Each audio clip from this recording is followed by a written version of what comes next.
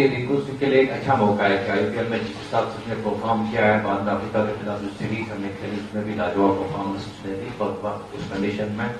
तो क्या मैं समझता हूँ वर्ल्ड कप के लिए अच्छा पिक हो सकता है कि वर्ल्ड कप से पहले अगर इस सीरीज में वो अच्छा परफॉर्म देने में कामयाब हो जाए?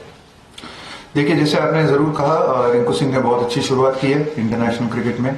बहुत अच्छा खेल रहे हैं और जो रोल हम चाहते हैं, वो जो फिनिशर का रोल, वो बहुत अच्छी तरीके से निभा रहे हैं। और ये एक अपॉर्चुनिटी उनके लिए अपनी डेवलपमेंट आगे बढ़ाने के लिए। काफी यंग प्लेयर है, तो कोई भी जो मौके मिलते हैं उनको यहाँ पे आईपीएल में कहीं पे भी जो खेलते हैं वहां पे इस सिचुएशन में उनकी डेवलपमेंट के लिए बहुत अच्छा होगा और आगे जाके होपफुली वो बहुत अच्छा खेलेंगे। बाकी बात हुई सिलेक्शन की, तो वो बाद में डिसाइड हो जाएगा, पर जरूर जब प्लेयर अच्छे परफॉर्मेंस देते हैं तो वो सेलेक्टर के दिमाग में जरूर ऑलवेज रहते हैं। Rahul sir, this series is the only one before the T20 World Cup. Obviously, IPL is there, but if you could just take us through, what is, as a coach and a support staff, what is the plan you guys are having for the next 6 months, or any idea that you've had with discussions with the boys or something like that? Yeah, so I think that obviously it's been, in a sense, the fact that there's been quite a few ICC events over the last 2-3 years, and a lot of them back to back. So there's not been a lot of time in between these ICC events. So at various stages in the last couple of years that I've been here, we've had to prioritize certain formats, certain tournaments. Simply because just the nature of just the amount of cricket that is being played and just managing the players, it's impossible for all the players to be playing all the time. So we've always had to, especially the guys who are playing all the 3 formats, we've had to prioritize a lot of what is important. Even if you see, actually, even in this series, we are sort of people like Bumrah and Jadeja and Siraj have missed out because keeping in mind the 5 test matches that we have against England. So you're always playing that juggling act a little bit over the last 2 years. Obviously, for the large part of last year and after the last T20 World Cup, we had prioritized the One Day World Cup. There's not a lot of games after the One Day World Cup for us in terms of the T20 format. So this T20 World Cup is slightly different from that perspective, in the sense that there's not been a lot of time to prepare for it. So we'll have to rely obviously on the cricket that we have, and also a little bit on the IPL. We'll have to rely on that as well. But the boys will play T20 cricket, so they'll be playing here, they'll play the IPL. We might not get many opportunities to play together, so we'll just have to work around that. And you just have to adapt and be flexible. I think that sometimes, like, we had a really good preparation and a lead into the One Day World Cup. Even in the last T20 World Cup, I thought we had a lot of games together as a group. This time we probably won't have that, and it's a question of adapting and going with it. Rahul bhai, will you please throw some light on the unavailability of Ishan Kishan and Shreyas Iyer? There were some media reports that due to some disciplinary actions, they are not in the squad.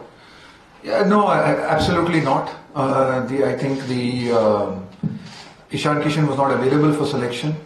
Ishan requested for a break in South Africa, which we agreed to, which we supported, which we recognized, and he's not yet made himself available for selection. When he does, he says that he will. I don't think he's made himself available for selection as yet, and I'm sure when he's available, he'll play domestic cricket and make himself available for selection. So that was the case, and certainly in Shreyas Iyer's case, there was absolutely no disciplinary reason for his non-inclusion. It's just that he missed out. There were a lot of batsmen in the team, and I think Shreyas Iyer missed out. He didn't play the T20s in South Africa as well, if you notice.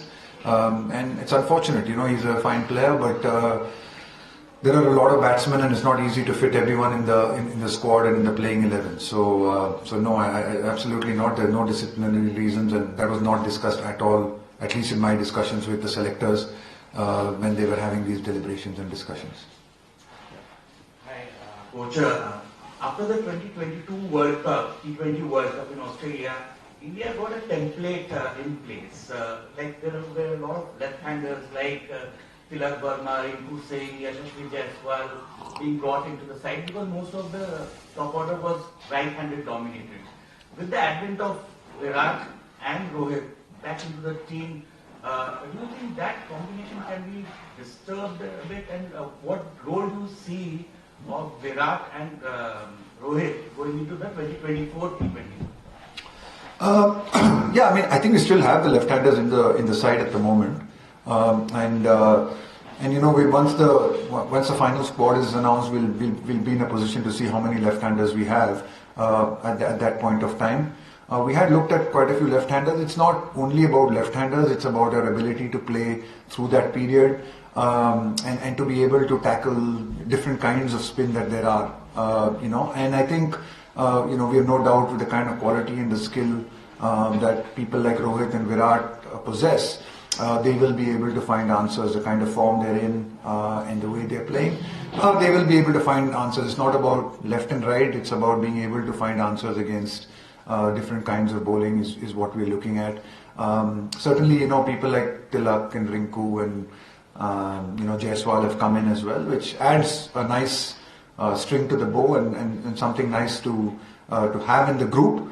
But in the end, you'll always make your decisions based on the performance, not just only on left hand and right hand batsmen. Right, Rahul. Are there any plans of opening innings with Rohit and Virat together? Or is that an option, or is Virat a fixed number 3 as of now? No, as of now, we'll be certainly opening with Rohit and Jaiswal. But you know, I think when you have a squad and when you have a team, you have to have that flexibility to do whatever is required if that is in the best interest of the team and that gives us the best chance to succeed. So nothing is open, nothing is closed. But certainly, I think we're really happy with what Jaiswal has, you know, done as an opener for us and gives us a left-right combination as well on the top. Rahul sir, यहाँ पे challenges थोड़ा सा मौसम को लेकर भी है, मोहाली में winter season है, dew factor भी होगा. So how do you see these kind of challenges for the spinners, because Afghanistan has a lot of quality spinners in this team, of course Rashid, Noor as well. Yeah. How do you see these kind of challenges of weather? Yeah, it's certainly going to be a challenge for both teams. The good thing is, I think maybe because of the winter, the dew might start early, so I think both teams will be affected equally. Sometimes what can happen is if the dew comes late, then उस situation में सिर्फ एक team को फिर थोड़ा ज़्यादा नुकसान होता है. पर इस सिचुएशन में मेरे को लगता है कि दोनों टीमों को मैनेज करना पड़ेगा और एक अलग चैलेंज होगी स्पिनरों को, जैसे आपने सही कहा. हम भी पहचानते हैं कि उनके पास बहुत अच्छे स्पिनर है, तो हमारे लिए एक अच्छी चैलेंज है. हमने डिस्कशन भी की है इसके बारे में कि हमारे लिए भी अच्छा स्पिन खेलना ये एक अच्छा चैलेंज होगा इन 3 मैचेस में हमारे बैट्समैनों के लिए भी, कि हम कैसे उनके स्पिन को खेलें और कैसे उनको स्पिन को डोमिनेट करने की कोशिश करें. तो एक बड़ी अच्छी चैलेंज होगी और we are looking forward to.